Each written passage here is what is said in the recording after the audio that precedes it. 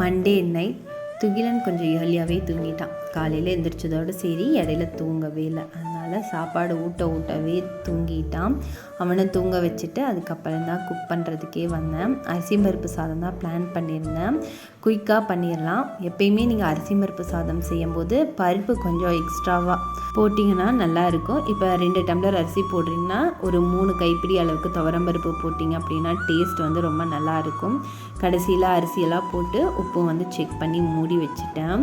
மதியத்துக்கு மேலே தான் போர்வெல்லாம் வாஷ் பண்ணி போட்டிருந்தேன். சரி, தூங்குறதுக்கு போர்வை வேணும் அப்படின்னு சொல்லிட்டு மேலே போய் மொட்டை மாடியில் எடுத்துகிட்டு வந்துட்டேன். கன்ஸ்ட்ரக்ஷன் ஒர்க் நடக்கிறதுனால முன்னாடி இந்த மாதிரி தான் இருக்குது. எப்படி துகிலன்னு வச்சு சமாளிப்பேன் அப்படின்னு ரொம்ப யோசனை பண்ணிக்கிட்டே இருந்தேன். பரவாயில்ல, இதுவும் அடம் பிடிக்கிறதுல வச்சு மேனேஜ் பண்ணிகிட்ருக்கேன் இது வரைக்குமே. துகிலன் கரெக்டாக 9:30க்கு எந்திரிச்சிட்டான். ஹஸ்பண்ட் சாப்பிட்டதுக்கப்புறம் அவர் பார்த்துட்டு இருந்தார். அதுக்கப்புறம் தான் நான் சாப்பிட்டேன்.